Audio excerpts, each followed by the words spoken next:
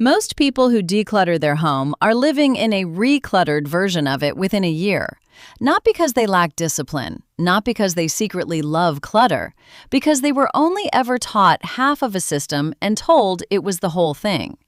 The popular version of Japanese decluttering that spread across the West reduced an entire cultural practice into a single emotional question: does this spark joy? And a single action that follows from it. Hold the object, feel something, keep it, or release it. That question is real. It comes from somewhere genuine, but it is one fragment of a much larger rule system, and the fragment that made it into best-selling books and television specials happens to be the part that governs disposal only. Nobody translated the parts that govern what is allowed back in, how much of any one category a home is permitted to hold, or why the decision has to be made differently than it currently is being made. Which means most people who declutter successfully using the popular version have solved half the problem and left the other half running exactly as it was before. Rule 4 is the one almost no Western decluttering content mentions at all, and it is the rule that prevents everything else on this list from working. Rule 7 is not about disposal at all. It is about acquisition, which is the half of decluttering almost nobody talks about. The Japanese word for what most people think of as simply decluttering is danshari, and danshari is not one practice, it is 3, and they are meant to happen in a specific order that the Western version skipped entirely. Dan means to refuse, to decline what tries to enter the home before it ever arrives. Sha means to discard, releasing what is already inside and no longer earns its place. Ri means to separate, detaching at a psychological level from the idea that possessions themselves define who you are or protect you from loss. Most Western decluttering content starts and ends at Sha. It teaches disposal and calls the job finished. It never gets to Dan, which prevents the next round of clutter from forming, and it barely touches Ri, which is the reason people who declutter once find themselves emotionally unable to declutter again a year later when the same category of objects has quietly rebuilt itself. The first rule is this: decide the category limit before you touch a single object. Most decluttering starts with pulling everything out of a drawer or closet and deciding item by item whether each thing stays. This produces decision fatigue by the 20th item, and fatigue produces bad decisions, keeping things simply because deciding is exhausting. The Japanese approach reverses the order. Before anything is touched, a category limit is set. 6 mugs, 2 spare bed sheets, 1 box of cables. The limit is decided with a clear head, before sentiment has the chance to interfere, and everything that follows is simply sorting against a number already fixed, rather than negotiating with yourself object by object. The second rule is that one thing in means one thing out, permanently, not as an occasional effort. This is the practical mechanism of Dan, the refusal half of danshari that almost never gets discussed. It is not a one-time decluttering event. It is a standing rule that governs every future purchase. A new jumper enters the wardrobe, an old one leaves it. A new mug enters the cupboard, one from the existing 6 leaves it.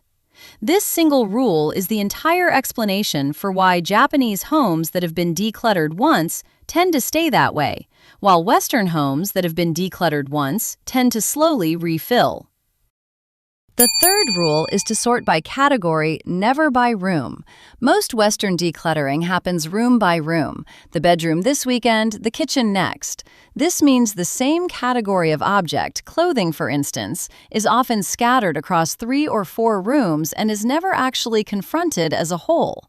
Someone can declutter their wardrobe thoroughly and have no idea they still own 11 jumpers spread across a spare room, a hallway cupboard, and a suitcase under the bed. Sorting by category, every jumper in the house gathered in one place before a single decision is made, is the only way the category limit from Rule 1 can actually be enforced. The fourth rule, the one almost nobody mentions. Everything must have exactly one home, and it must return there the same day it is used.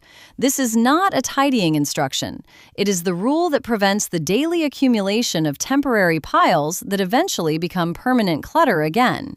An object without one fixed, specific home is an object that gets put down wherever is convenient in the moment, and repeated across months, those convenient moments become the new clutter that a decluttered home slowly refills with.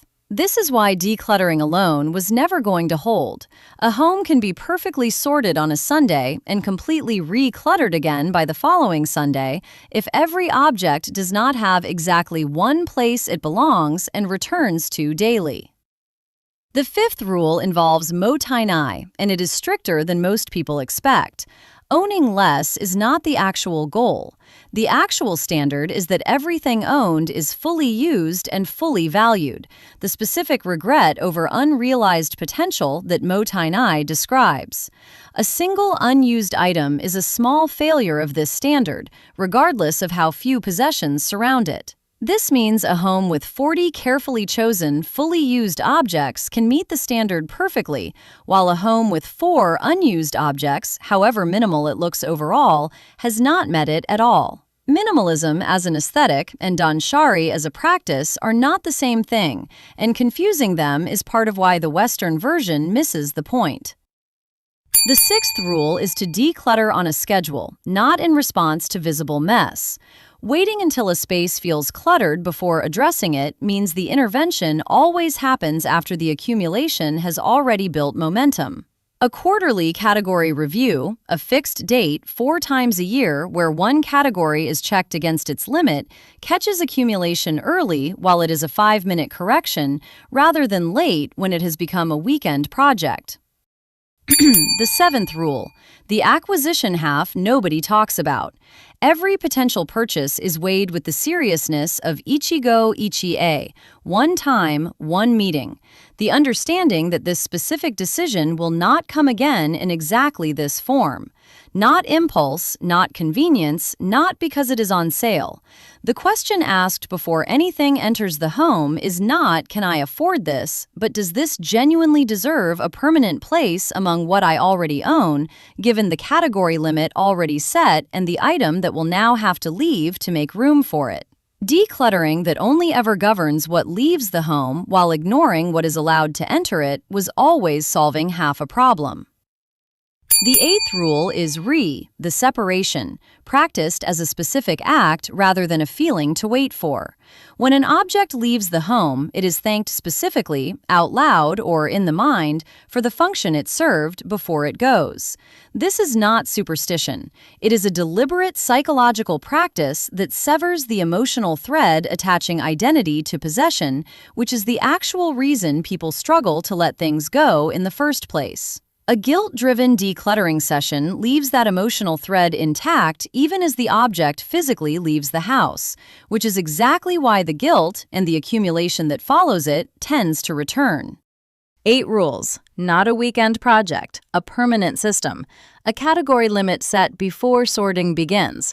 One thing in, one thing out, indefinitely. Sorting by category, never by room. One fixed home for every object, return to daily. A standard of full use rather than minimal ownership. A quarterly review instead of a reactive one. Every acquisition weighed as seriously as every disposal. And a deliberate act of separation, not a feeling waited for. The home that was decluttered once and never needed decluttering again was never following a single emotional question. It was following all 8 of these, mostly without ever naming them, because in the culture they came from, this was never a special event. It was simply how a home was kept. Which of these 8 is missing from how you have been decluttering? Tell me in the comments, and if someone in your life has decluttered 3 times and is somehow always back where they started, send this to them. They were never doing it wrong. They were just never given the other half. I will see you in the next one.